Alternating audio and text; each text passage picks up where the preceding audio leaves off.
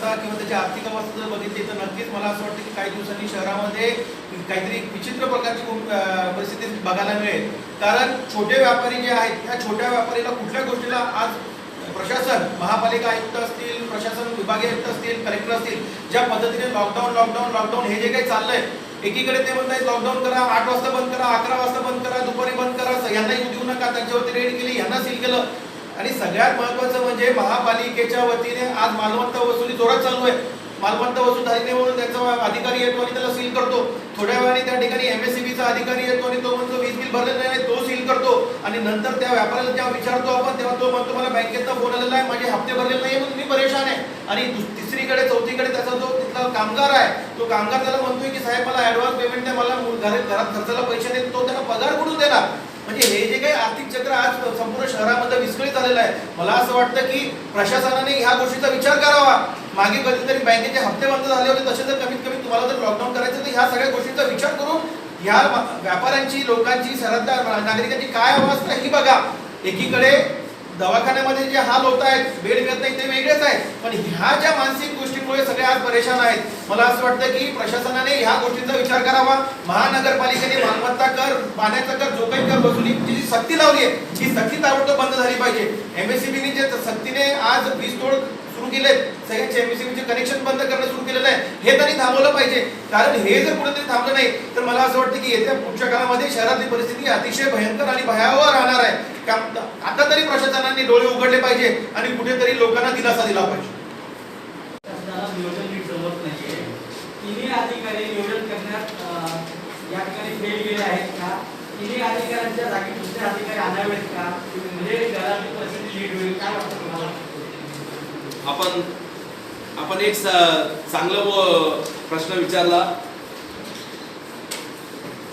पत्रकार मित्रांनो, सांगायला खरं तर इतकी दुर्दैवी कहाणी आहे. एकीकडं एकाना गोंधळायचं, एकीकडं पाठीवर हात फिरवायचा आणि दुसरीकडं दुसऱ्यानं पाठीत बुक्क्या मारायच्या. ही स्थिती प्रशासनाची आहे. नेमकं महानगरपालिका आयुक्तानं एक धोरण राबवायचं, दुसरं धोरण कलेक्टरनं राबवायचं, तिसरं धोरण MSCBनं राबवायचं.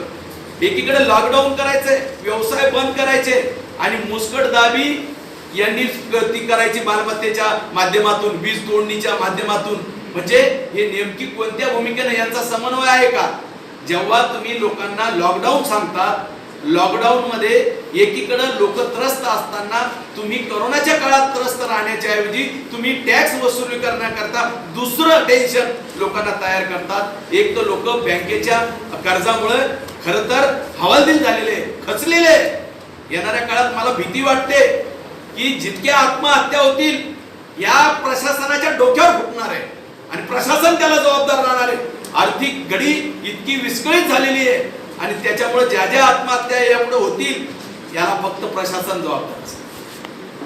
किसी भी वक्त पर लॉकडाउन लगा सकता है, कोरोना के मरीज बढ़ रहे हैं. प्रशासन ने लॉकडाउन लगाने पर हमारा विरोध नहीं है, लेकिन प्रशासन लॉकडाउन लगा के मुंह बंद कर रही है और मुंह बंद करके जो भी गलत कारोबार कर रही है उसको रोक लगाना हमारा काम है. और इसीलिए जो सुविधा हम मांग कर रहे हैं वो सुविधा उन्होंने देना चाहिए.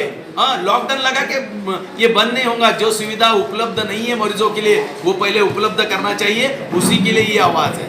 सर, दूसरा सवाल मेरा ये है कि कलेक्टर और कमिश्नर आप बोले काम नहीं कर रहे बराबर, क्या इनकी बदली होना चाहिए?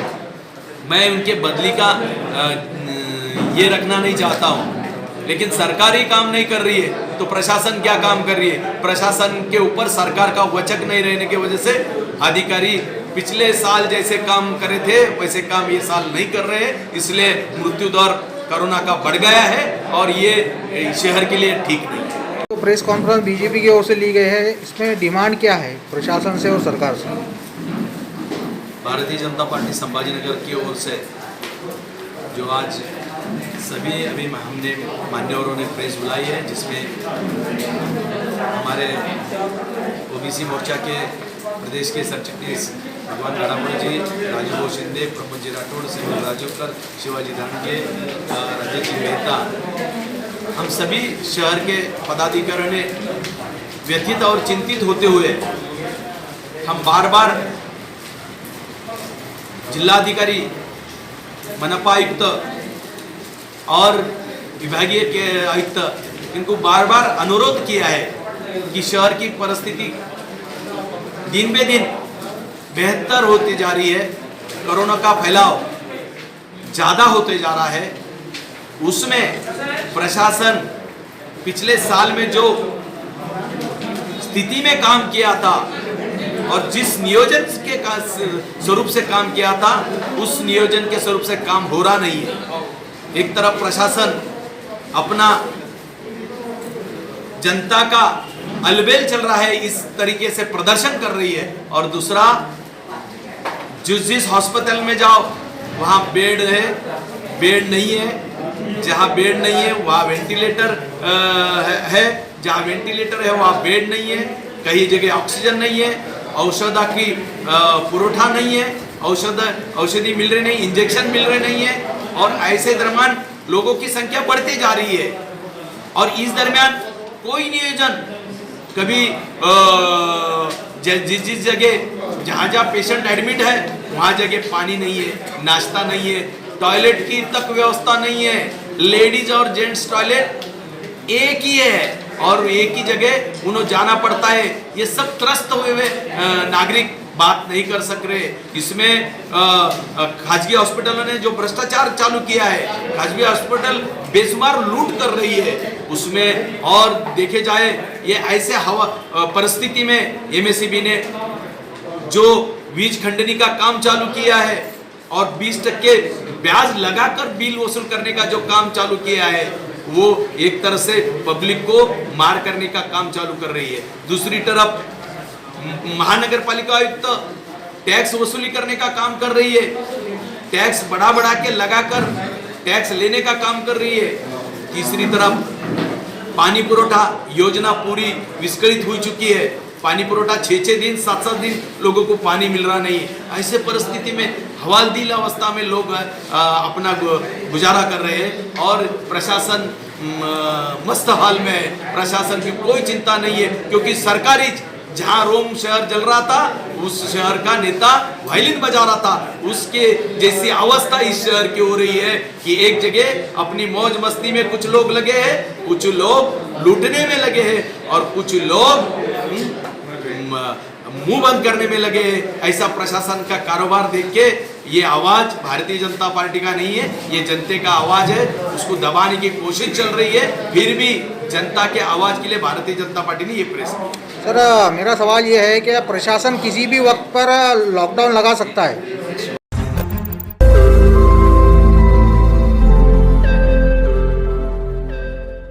रोज नई खबरों को देखने के लिए हमारे औरंगाबाद समाचार चैनल को सब्सक्राइब कीजिए और नोटिफिकेशन पाने के लिए हमारे बेल आइकन को दबाइए ताकि हर खबर की नोटिफिकेशन आपको मिलती रहे।